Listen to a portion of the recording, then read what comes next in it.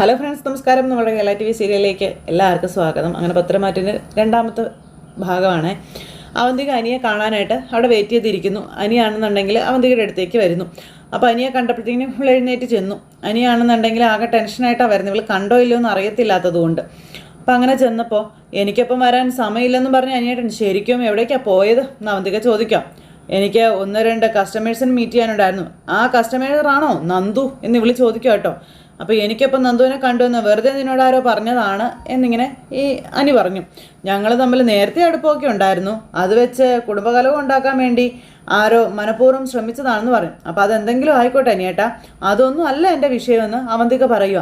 ഞാൻ അനിയേട്ടനെ ഇങ്ങോട്ട് വിളിപ്പിച്ചത് ഒരു പ്രധാനപ്പെട്ട കാര്യം പറയാനാണെന്ന് അവന്തിക പറഞ്ഞു. എന്താന്ന് ചോദിച്ചു. ഒരുപാട് പ്രതീക്ഷയോടെയാണ് അന്ന് നവീനേട്ടൻ വന്നപ്പോൾ ഞാൻ അയാളുടെ മുന്നിലേക്ക് പോയതെന്ന് അവന്തിക. അതിനുശേഷം അയാൾ ഇതുപോലെ എന്നെ വിളിപ്പിച്ചിട്ടാ അയാളുടെ അഭിപ്രായങ്ങൾ എന്നോട് തുറന്നു പറഞ്ഞതെന്നും അവന്തിക പറഞ്ഞു.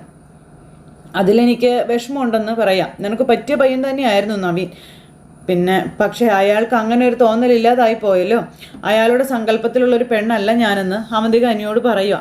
ഇനി അതുപോലൊരു തിരിച്ചടി എനിക്ക് ഉണ്ടാകരുതെന്നുള്ളൊരു ആഗ്രഹം എനിക്കുണ്ടെന്നും പറഞ്ഞു.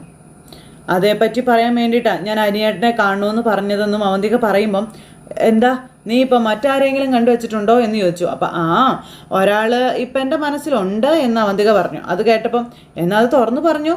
അതാരാണെങ്കിലും ശരി, അവനെ നിനക്ക് ഞാൻ നേടി തന്നിരിക്കുമെന്ന് അനി പറയുമ്പം, ഇവിടെ അങ്ങനെ നേടിത്തരേണ്ട ആവശ്യമൊന്നുമില്ല. അത് ഞാൻ പറയുന്നതേ ശാന്തമായി കേട്ടിട്ട് അനിയേട്ടനൊരു അഭിപ്രായം പറഞ്ഞാൽ മതി എന്നിങ്ങനെ അവന്തിക പറഞ്ഞു. അപ്പം ശരിയെന്ന് അനി പറഞ്ഞു കേട്ടോ. ഞാൻ ഇഷ്ടപ്പെടുന്ന ആൾ എൻ്റെ മുന്നിൽ തന്നെ ഉണ്ട് എന്ന് പറയുമ്പോഴും അനി ഇങ്ങനെ നോക്കുക കേട്ടോ. അനി എന്നിട്ട് അങ്ങോട്ടും ഇങ്ങോട്ടും നോക്കുന്നു. അതെ, നവീനേട്ടൻ എന്നെ വന്ന് പെണ്ണ് കാണുന്ന സമയത്ത് പോലും എൻ്റെ മനസ്സിൽ അനിയേട്ടനായിരുന്നു എന്ന് അവന്തിക പറഞ്ഞു. അനി അത് കേട്ട് അന്തം വിട്ടിങ്ങനെ നിൽക്കുക, കണ്ണ് തള്ളി. നീ എന്തൊക്കെ അനാവശ്യം പറയുന്നു എന്ന് ചോദിച്ചു. നിന്നെ എനിക്ക് ആ രീതിയിലൊന്നും കാണാൻ പറ്റത്തില്ല മോളെ എന്ന് പറഞ്ഞു അനി. പക്ഷേ എനിക്ക് അനിയേട്ടനെ ഒത്തിരി ഇഷ്ടമാണെന്ന് അവന്തിക ദേ കിടക്കുന്നു. ഇനി എന്നെ വേണ്ട എന്ന് അനിയേട്ടൻ പറയുവാണെങ്കിൽ അനിയേട്ടൻ്റെ മനസ്സിൽ ദേ ഇപ്പോഴും അവളാണെന്ന് എനിക്ക് പറയേണ്ടി വരും. ആ നന്ദു എന്നൊക്കെ പറഞ്ഞ് ഭയങ്കര അന്നേരം അയ്യോ നീ എന്നെ ഇങ്ങനെ ധർമ്മസങ്കടത്തിലാക്കല്ലേ അവന്തിക എന്ന് പറഞ്ഞു. എന്നെയാണ് അനിയേട്ടൻ ധർമ്മസങ്കടത്തിലാക്കുന്നത്. അനിയേട്ടൻ എന്നെ ഒഴിവാക്കിയിട്ട് പോയത് അവളുടെ അടുത്തേക്കാണ്, ആ നന്ദുവിൻ്റെ അരികിലേക്ക്. അതിനെന്തെങ്കിലും തെളിവുണ്ടോ നിൻ്റെ കയ്യിലെന്ന് ചോദിക്കുമ്പം എൻ്റെ കണ്ണുകൾ തന്നെയാണ് അതിൻ്റെ തെളിവ് എന്ന് അവന്തിക അനിയോട് പറഞ്ഞു. പണിപാളി, ഞാൻ നേരിട്ട് കണ്ടു അവളും അനിയേട്ടനും ഒന്നിച്ച് നടക്കുന്നത്. അപ്പോൾ അനി ഇങ്ങനെ നോക്കുക. അനിയേട്ടൻ എന്നെ ഒഴിവാക്കിയപ്പോൾ തന്നെ എനിക്ക് സംശയം ഉണ്ടായിരുന്നു. അതുകൊണ്ടാണ് ഞാൻ ഫോളോ ചെയ്തതെന്നും ഈ അവന്തിക പറയുന്നു. അപ്പോൾ നന്ദു എൻ്റെ ഫ്രണ്ടാണ്, ബെസ്റ്റ് ഫ്രണ്ട്. അവളെ വളരെ യാദൃശികമായി കണ്ടപ്പോൾ ഞങ്ങൾ കുറച്ച് നേരം സംസാരിച്ച് നിന്നു, അത്രയേ ഉള്ളൂ എന്ന് അനി പറഞ്ഞു. കള്ളത്തിന് പുറത്ത് കള്ളങ്ങൾ ഇങ്ങനെ പറയലേ അനിയേട്ടാ, അതിൻ്റെ ആവശ്യമില്ല. അവൾ ബെസ്റ്റ് ഫ്രണ്ട് മാത്രമാണെങ്കിൽ അനിയേട്ടൻ എൻ്റെ ആവശ്യം ആഗ്രഹിച്ചൂടെ എന്ന് അവന്തിക ചോദിക്കാം. അയ്യോ ഞാൻ നിന്നോട് പറഞ്ഞില്ലേ, നീ എന്നെ കാണുന്ന രീതിയിൽ നിന്നെ കാണാൻ എനിക്ക് പറ്റത്തില്ല. അങ്ങനെ ഇന്നേ വരെ കണ്ടിട്ടുമില്ല, ചിന്തിച്ചിട്ടുമില്ല. അപ്പം അതൊന്നും അല്ല കാര്യം. മനസ്സിലൊരു പെണ്ണുള്ളപ്പോൾ അവളെ മാറ്റി പ്രതിഷ്ഠിക്കാൻ പറ്റുന്നില്ല. അത് തന്നെയാണ് സത്യം എന്ന് അവന്തിക. അന്നേരം ഇനി ഇതിൻ്റെ പേരിൽ നീ വീടിനകത്ത് ചുമ്മാ ഒരു പ്രശ്നം ഉണ്ടാക്കരുത്. ഞാൻ പ്രശ്നമൊന്നും ഉണ്ടാക്കുന്നില്ല. എൻ്റെ മനസ്സിൽ ഒരു ആഗ്രഹം ഉണ്ടായപ്പോൾ അത് മറ്റാരോടും അല്ല ഞാൻ പറഞ്ഞത്. ഞാൻ ഇഷ്ടപ്പെടുന്ന ആളിനോട് തന്നെയാണെന്നും പറഞ്ഞ് അവന്തിക നിൽക്കുമ്പോൾ എൻ്റെ ദൈവമേ എന്ന് പറഞ്ഞ് നിൽക്കുക നമ്മുടെ അനി. ഇപ്പം അനിയേട്ടൻ്റെ അഭിപ്രായം പറഞ്ഞു കഴിഞ്ഞു. ഇനി ഇതേപ്പറ്റി എനിക്ക് ആരോട് വേണമെങ്കിലും പറയാം എന്നൊക്കെ അവന്തിക. ഇന്നത്തെ കാലത്ത് പരിചയമില്ലാത്ത ഒരു കുടുംബത്തിൽ കയറി ചെല്ലാനേ എന്നെ പോലെയുള്ള പെൺകുട്ടികൾ ആഗ്രഹിക്കില്ല എന്ന കാര്യം പറഞ്ഞു. അതുകൊണ്ടാണ് പലരും വിവാഹം വേണ്ട എന്നും പറഞ്ഞ് ഒഴിഞ്ഞു മാറി നടക്കുന്നതെന്നൊക്കെ അവന്തിക അനിയോട് പറയുവാണ്. അനിയേട്ടൻ്റെ മനസ്സിൽ എന്താണെങ്കിലും ശരി, എൻ്റെ താല്പര്യം ഇതാണെന്ന് അവന്തിക തറപ്പിച്ച് പറഞ്ഞു. ഇനി ഒരാളുടെ ലൈഫിലേക്ക് ഞാൻ കടന്ന് ചെല്ലുകയാണെങ്കിൽ അത് അനിയേട്ടൻ്റെ ലൈഫിലേക്കാണെന്ന് പറഞ്ഞു ഇവളൊരു പോക്കും അങ്ങ് പോയി. അനി ഇങ്ങനെ കണ്ണും തള്ളി അവിടെ നിൽക്കുക. അത് കഴിഞ്ഞതിന് ശേഷം എന്നെ കാണിക്കുന്നത് അവന്തിക നേരെ നയനയെ കാണാൻ ചെല്ലുന്നു.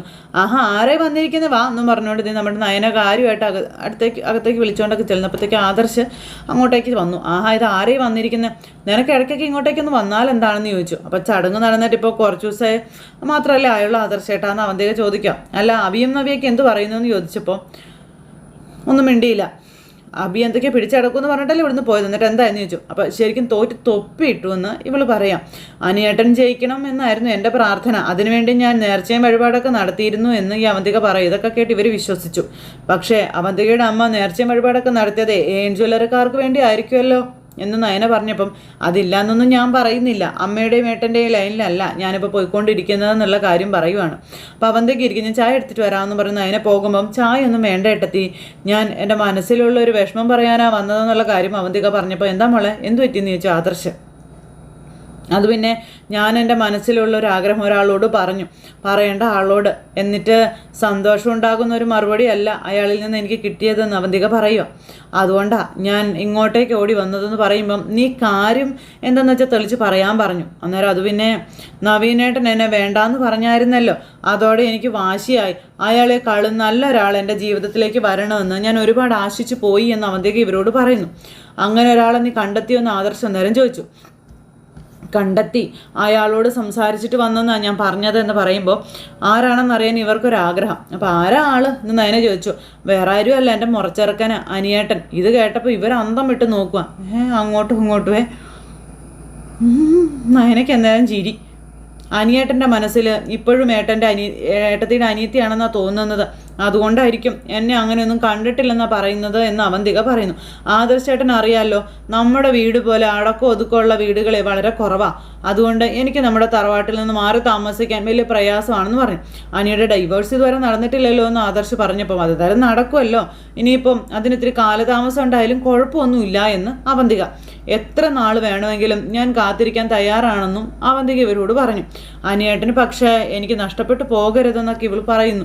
ഏട്ടത്തിക്ക് അറിയാമല്ലോ, ഇന്നത്തെ പെൺകുട്ടികളൊന്നും മനസ്സിൽ വെച്ചുകൊണ്ട് നടക്കില്ല എന്ന്. അവർ പറയാനുള്ളത് പറയേണ്ട സമയത്ത് തന്നെ മുഖത്ത് നോക്കി പറയുന്നു. ഇങ്ങനൊരാഗ്രഹം ഞാൻ മനസ്സിൽ വെച്ചുകൊണ്ട് നടക്കുകയായിരുന്നു എന്ന കാര്യവും പറഞ്ഞ് ഇനിയും പറയാതിരിക്കുന്നത് ശരിയല്ല എന്ന് കരുതിയിട്ടാ ഞാൻ ഇഷ്ടപ്പെടുന്ന ആളോട് തന്നെ എൻ്റെ ഇഷ്ടം തുറന്നു പറഞ്ഞതെന്ന കാര്യങ്ങളും പറയുക. അപ്പോൾ എനിക്ക് കിട്ടിയ മറുപടി പോസിറ്റീവ് അല്ലാത്തത് കൊണ്ടാണ് ഞാൻ നേരെ ഇങ്ങോട്ട് വന്നതെന്ന കാര്യവും പറയുക കേട്ടോ ഈ അവന്തിക. എനിക്കറിയാം അനിയേട്ടൻ നിങ്ങളെ രണ്ടുപേരുടെയും വാക്കുകൾക്ക് വില കൽപ്പിക്കുന്ന ഒരാളാണ് എന്നുള്ളത്, അതുകൊണ്ട് എനിക്ക് വേണ്ടി ഒന്ന് സംസാരിക്കണമെന്നും അവന്തിക ഇവരോട് പറഞ്ഞു. അപ്പോൾ അവന്തിക കരുതുന്നത് പോലെ ഇപ്പം അനിയൻ നന്ദുവും തമ്മിൽ വലിയ അടുപ്പമുണ്ടെന്നൊന്നും എനിക്ക് തോന്നണില്ല എന്ന് പറഞ്ഞു നയന. അങ്ങനെ തന്നെയാണ് ഞാനും കരുതിയ, പക്ഷേ ഇപ്പം എനിക്ക് ആ ഒരു ഉറപ്പില്ല എന്ന് പറഞ്ഞു യവന്തിക. അതെന്താ അങ്ങനെയെന്ന് ആദർശ് ചോദിച്ചു. നീ നിൻ്റെ ഇഷ്ടം പറഞ്ഞപ്പോൾ അവൻ പറഞ്ഞോ അവന് നന്ദുവിനെ ഇഷ്ടമാണെന്നോ മറ്റോ? അപ്പം അങ്ങനെയൊന്നും പറഞ്ഞില്ല, എങ്കിലും നന്ദുവിനെ മറക്കാൻ അനിയേട്ടന് പ്രയാസമാണെന്ന് എനിക്ക് തോന്നുന്നത് എന്ന് അവന്തിക പറയുക. അപ്പോൾ എൻ്റെ അച്ഛനും അമ്മയൊന്നും ആ ബന്ധത്തിന് കൂട്ട് നിൽക്കില്ല എന്ന് പറയുമ്പം ആര് കൂട്ട് നിന്നില്ലെങ്കിലും ഒരാണും പെണ്ണും തമ്മിൽ അടുപ്പമുണ്ടായി പോയാൽ അവരുടെ മനസ്സുകൾ പരസ്പരം ഇഷ്ടപ്പെട്ടു പോയാൽ പിന്നെ അവരെ രണ്ടാക്കാൻ വലിയ പ്രയാസമാണ് ഏട്ടത്തിയെന്ന് ഈ അവന്തിക നയനയോട് പറയുക കേട്ടോ. എന്തായാലും ഇനി നിരാശയോടെ ജീവിക്കാൻ എനിക്ക് വയ്യ, അതുകൊണ്ട് എനിക്ക് വേണ്ടി ഏട്ടനും ഏട്ടത്തിയും അനിയേട്ടനോടൊന്നും സംസാരിച്ചേ പറ്റുള്ളൂ എന്ന് ഇവള് പറഞ്ഞു. അങ്ങനെ അതും പറഞ്ഞ് അവന്തിക അവിടെ നിന്ന് പോകുമ്പോൾ മോളെ എന്തായാലും നീ ഇപ്പം ഞങ്ങളോട് വന്ന് പറഞ്ഞതുപോലെ കാര്യങ്ങളൊക്കെ നീ മുത്തശ്ശനോടും മുത്തശ്ശിയോടും പറയാൻ പറഞ്ഞു ആദർശ്, കേട്ടല്ലോ. വീട്ടിലെല്ലാവരും ഇത് അറിയട്ടെ, എന്നിട്ട് എല്ലാവരും കൂടെ ഒരു തീരുമാനം എടുക്കട്ടെ എന്നും പറഞ്ഞു. എന്തായാലും ഇത് നല്ലൊരു കാര്യമാണെന്ന് ആദർശ് പറയുവാണ്. നിനക്ക് അവനെ നേടിത്തരാൻ വേണ്ടി എന്തൊക്കെ ചെയ്യാൻ പറ്റുമോ അതൊക്കെ ഞങ്ങൾ ചെയ്തു തന്നിരിക്കുമെന്ന് ആദർശ് പറഞ്ഞു. അവന്തിക അവിടെ നിന്ന് പോയി. അവൾ പറഞ്ഞതുപോലെ ഇപ്പോഴും നന്ദു അനിയൻ തമ്മിൽ അടുപ്പം ഉണ്ടെങ്കിൽ ഞാൻ നന്ദുവിനെ കാര്യങ്ങൾ പറഞ്ഞ് മനസ്സിലാക്കിക്കൊള്ളാമെന്ന് നയന പറയുക കേട്ടോ ആദർശിനോട്. അങ്ങനെ അതും പറഞ്ഞ് ഇവർ നിൽക്കുന്നു. ഈ സമയത്ത് മുത്തശ്ശനും മുത്തശ്ശിയും കൂടെ വീട്ടിലിരിക്കുവാണ്. അവർ ഫോൺ വിളിക്കുന്നത് നയനമോള് വിളിക്കുന്നതിനെ പറ്റിയൊക്കെയുള്ള കാര്യങ്ങൾ പറയുന്നു. അപ്പോൾ മുത്തശ്ശിക്കൊരു പിണക്കം, മോളിപ്പോൾ എന്നെ വിളിക്കുന്നില്ല എന്ന് പറഞ്ഞു. അപ്പോൾ എപ്പോൾ വേണമെങ്കിലും മോൾക്ക് തന്നെ വിളിക്കാമല്ലോ, കാണുകയും ചെയ്യാമല്ലോ, പക്ഷേ എൻ്റെ കാര്യം അങ്ങനെയല്ലല്ലോ എന്ന് മുത്തശ്ശൻ പറയാം. അപ്പോൾ വിളിച്ചിട്ട് എന്താ പറഞ്ഞേ എന്ന് മുത്തശ്ശി ചോദിച്ചു. അവന്തിക മോൾ ഇപ്പോൾ ഇവിടെ വന്ന് ഒരു കാര്യം പറയുമെന്ന് പറഞ്ഞു, അത് നമ്മൾ അംഗീകരിച്ച് കൊടുക്കണമെന്നാണ് പറഞ്ഞത് എന്ന് മുത്തശ്ശൻ പറയുവാണേ. അപ്പോൾ ഇവരിങ്ങനെ നോക്കിയിരിക്കുക. എന്തായാലും അവന്തിക മോൾക്ക് ഗുണമില്ലാത്തൊരു കാര്യം ചെയ്യാൻ നയനമോള് പറയത്തില്ലല്ലോ എന്ന് പറഞ്ഞു. അപ്പോൾ ഒരിക്കലും പറയില്ല എന്നും നവീൻ അവന്തിക മോളെ കല്യാണം കഴിക്കാൻ സമ്മതമല്ലെന്ന് പറഞ്ഞതിന് ശേഷം മോള് നല്ല വിഷമത്തിലായിരുന്നു എന്ന് മുത്തശ്ശി പറയാം. പിന്നെ ഈ അടുത്ത സമയത്താ മുഖത്തിന് ഒരു തിളക്കമൊക്കെ വന്നതെന്നും മുത്തശ്ശി പറയാം. മോൾക്ക് വേണ്ടി നല്ലൊരു പയ്യനെ കണ്ടെത്തണം എത്രയും പെട്ടെന്ന്, നവീനെ പോലെ മിടുക്കനായിട്ടുള്ളൊരു പയ്യനെന്നും പറഞ്ഞ് മുത്തശ്ശി ഇരിക്കുമ്പോൾ അവന്തിക അങ്ങോട്ടേക്ക് വന്നു. മോളുടെ കാര്യം തന്നെയാണ് ഞങ്ങൾ ഇത്രയും നേരം പറഞ്ഞുകൊണ്ടിരുന്നത്, അപ്പോഴത്തേക്ക് മോള് വന്നല്ലോ എന്ന് പറഞ്ഞു മുത്തശ്ശി. മുത്തശ്ശനെ ഇങ്ങനെ നോക്കുക കേട്ടോ. അല്ല നയനമോൾ എന്നെ വിളിച്ചായിരുന്നു മോളെ എന്ന് പറഞ്ഞപ്പോൾ മോൾക്ക് എന്തോ കാര്യം പറയാനുണ്ടെന്നോ അത് അംഗീകരിച്ച് കൊടുക്കണമെന്നൊക്കെ അവൾ പറഞ്ഞെന്ന് പറയുമ്പോൾ ഈ ഹോദയ്ക്ക് ഭയങ്കര സന്തോഷം. അതിന് അവളുടെ സപ്പോർട്ട് വാങ്ങേണ്ട കാര്യം ഉണ്ടായിരുന്നോ മോളെ? നേരിട്ടെങ്കിൽ പറഞ്ഞാൽ പോരായിരുന്നു എന്ന് ചോദിച്ചു.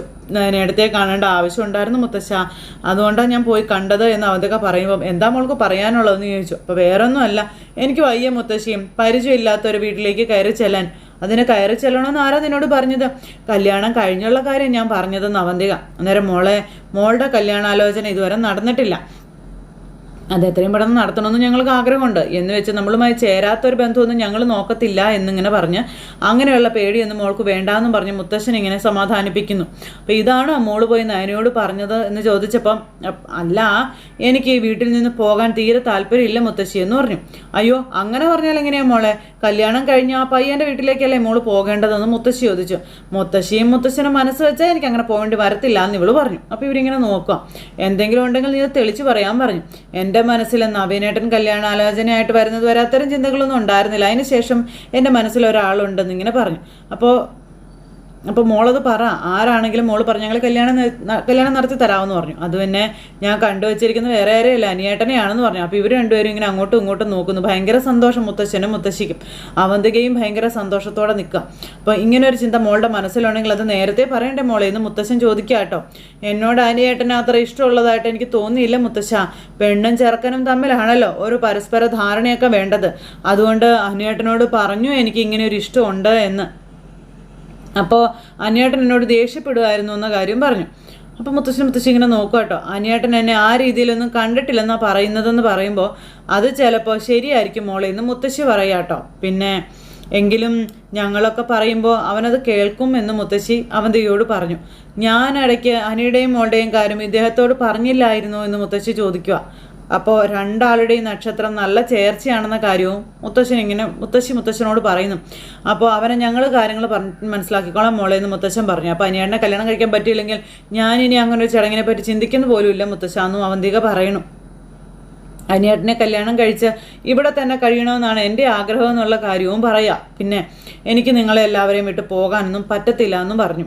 ഇനിയുള്ള കാലം ഇവിടെ തന്നെ കഴിഞ്ഞാൽ മതി എനിക്കെന്നും പറഞ്ഞ് എൻ്റെ മുത്തശ്ശനും മുത്തശ്ശിക്കും ഒപ്പം എന്ന് പറഞ്ഞ് ഭയങ്കര സോപ്പിങ് അവന്തികയെ. ഇതൊക്കെ കേട്ട് ഇവർ ഭയങ്കരമായിട്ട് സന്തോഷമായിട്ട് ഇരിക്കുന്നു. ഇത്രയും പറഞ്ഞ് അവൾ അവിടെ നിന്ന് അങ്ങ് പോയി. അപ്പോൾ മോൾ ഈ പറഞ്ഞ കാര്യം നമ്മൾ സീരിയസ് ആയി ചിന്തിക്കണമെന്ന് മുത്തശ്ശൻ പറയുന്നു. അനാമികയായിട്ടുള്ള ബന്ധം പിരിഞ്ഞു കഴിഞ്ഞാൽ ആർക്കും എതിർപ്പില്ലെങ്കിൽ എത്രയും പെട്ടെന്ന് കുട്ടികളുടെ കല്യാണം നടത്തി കൊടുക്കണം എന്ന് പറഞ്ഞു. അപ്പോൾ ശരിയെന്ന് മുത്തശ്ശി. അങ്ങനെ അവർ സ്വപ്നം കണ്ടങ്ങനെ ഇരിക്കുന്നു മുത്തശ്ശനും മുത്തശ്ശിയെ. ഇതേസമയം പിന്നെ കാണിക്കുന്നത് നമ്മുടെ ദേവയാനിയും അതുപോലെ ജാനകിയും അതുപോലെ അജയനും എല്ലാവരും ഒക്കെ ഇരുന്നിങ്ങനെ സംസാരിക്കുക. അനി MD ആയതിനു ശേഷമാണല്ലോ ഈ നേട്ടങ്ങളൊക്കെ ഉണ്ടായതെന്നും പറഞ്ഞുകൊണ്ട് ജാനകി വലിയ ഷോ കാണിക്കുക അവിടെ ഇരുന്ന്. അപ്പോൾ നിനക്ക് എങ്ങനെയാണ് ഇതൊക്കെ പറയാൻ തോന്നുന്നത് ജാനകി? ഇതിൻ്റെ എല്ലാം പിന്നിലെ ആദർശം നയനയും ആണെന്ന കാര്യം അജയൻ ഇങ്ങനെ പറഞ്ഞു കൊടുത്തു. വെറുതെ എൻ്റെ മോനെ പുകഴ്ത്തി പറയാൻ എനിക്ക് താല്പര്യമില്ല എന്നും എനിക്ക് ആദർശം അനിയും രണ്ടല്ല ഒന്ന് തന്നെയാണെന്ന് ദേവയാനി അന്നേരം അവിടെ ഇരുന്ന് പറഞ്ഞു. ഞാനൊന്നും മനസ്സിൽ വെച്ച് പറഞ്ഞല്ല ഏട്ടത്തി. പിന്നെ ഇപ്പോൾ അനി MD ആയപ്പോഴാണ് കമ്പനിക്ക് നേട്ടങ്ങളൊക്കെ ഉണ്ടായത്. അതുകൊണ്ടായിരിക്കും അച്ഛൻ ഒരു മാറ്റവും ഇല്ലാത്തത് എന്ന് ജാനകി അവിടെ ഇരുന്ന് പറയാം. പുറത്തു നിന്നിട്ടായാലും കമ്പനി രക്ഷപ്പെടുത്തണമെന്ന് ആദർശ് ആഗ്രഹിക്കുന്നുള്ളൂ എന്ന് ദേവയാനി പറഞ്ഞു. അതുകൊണ്ട് ഇനി അച്ഛൻ ഇഷ്ടമുള്ളപ്പോൾ അവനെ തിരികെ വിളിക്കട്ടെ എന്ന് പറഞ്ഞു. അങ്ങനെ ഇവർ സംസാരിച്ചുകൊണ്ടിരിക്കുമ്പോഴത്തേക്കും മുത്തശ്ശനും മുത്തശ്ശിയും കൂടെ അങ്ങോട്ടേക്ക് വന്നു.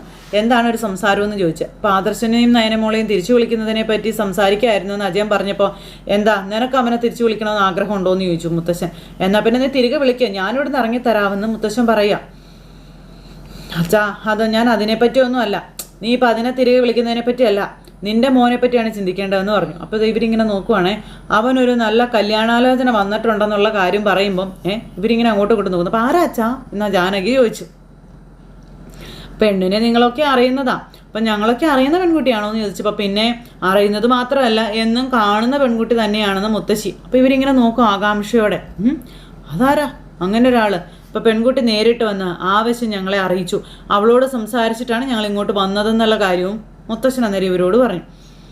പെൺകുട്ടി വേറെ ആരുമല്ല, അവൻ്റെ മുറപ്പെണ്ണ അവന്തിക എന്ന് പറയുമ്പോഴത്തേക്കും ജാനകിയും അജയനും അന്തം വിട്ടിങ്ങനെ നോക്കുക കേട്ടോ. അപ്പോൾ ദേവയാനിയും അന്തം വിട്ടിങ്ങനെ നോക്കുന്നു.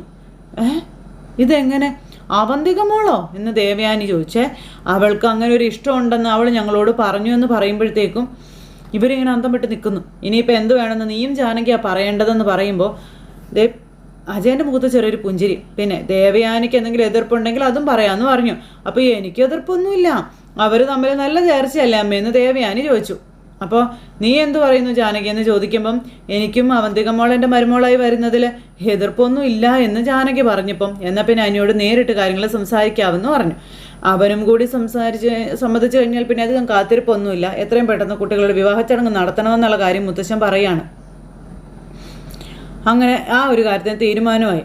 അപ്പോൾ അത് മോൾക്ക് അങ്ങനെ ഒരു ആഗ്രഹം ഉണ്ടായിരുന്നെങ്കിൽ നേരത്തെ പറഞ്ഞുകൂടായിരുന്നു എന്ന് ദേവയാനി ചോദിക്കുമ്പോൾ അന്ന് നവീൻ വന്ന് പെണ്ണ് കണ്ടുപോയതിന് ശേഷം ഉണ്ടായ ഒരു വാശിപ്പുറത്താണ് ഇങ്ങനെ സംഭവിച്ചതെന്ന കാര്യമൊക്കെ മുത്തശ്ശി അവരോട് പറഞ്ഞു.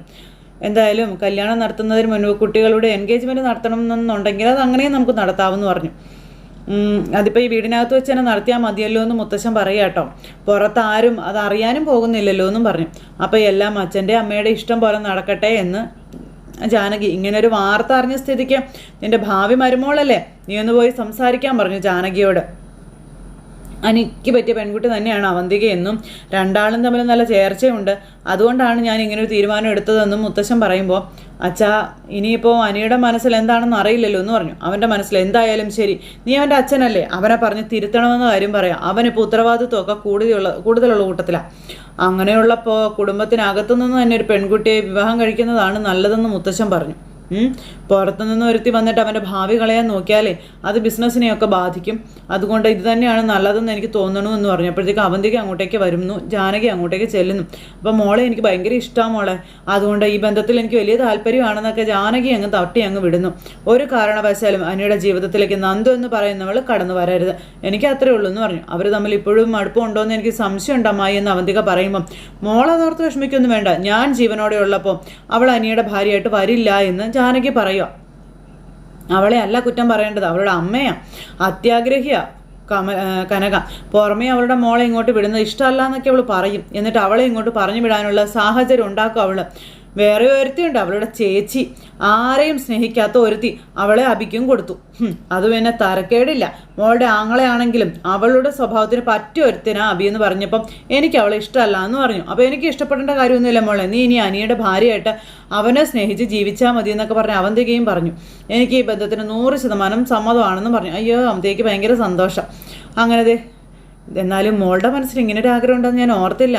അത് വേറൊന്നും കൊണ്ടല്ല മോളെ, എനിക്ക് ഇങ്ങനെ ഒരു താല്പര്യമുള്ളതായിട്ട് എനിക്ക് തോന്നിയിട്ടില്ല എന്നും അവന്തികയോട് ജാനകി പറയാം. അതുപോലെ തന്നെ മോളും അനിയെ ഇങ്ങനെ കാണുന്നതെന്ന് ഞാൻ ഒരിക്കൽ പോലും വിചാരിച്ചില്ല എന്നൊക്കെ പറഞ്ഞുകൊണ്ട് ഇങ്ങനെ സംസാരിച്ചുകൊണ്ട് നിൽക്കുന്നു. എല്ലാവരും പച്ചക്കൊടി കാണിച്ച സന്തോഷത്തിൽ അവന്തിക ഇങ്ങനെ നിൽക്കുകയാണ്. ഇനി എന്തായാലും അവന്തിക ഉദ്ദേശിച്ച കാര്യങ്ങൾ നേടിയെടുക്കാം എന്നുള്ള സ്വപ്നം കണ്ട് നിൽക്കുന്ന അവന്തികയെ കാണിച്ചുകൊണ്ട് ഇന്നത്തെ കഥ അവസാനിച്ചു. അപ്പോൾ എല്ലാവരും കാത്തിരുന്ന് കാണണേ. എല്ലാവർക്കും നല്ലൊരു ദിവസം ആശംസിക്കാം കേട്ടോ. എല്ലാവരുടെയും സപ്പോർട്ടിനും സ്നേഹത്തിനും ഒത്തിരി നന്ദി അറിയിക്കുന്നു. വീണ്ടും കാണുന്നത് വരെ എല്ലാവർക്കും ടാറ്റാ.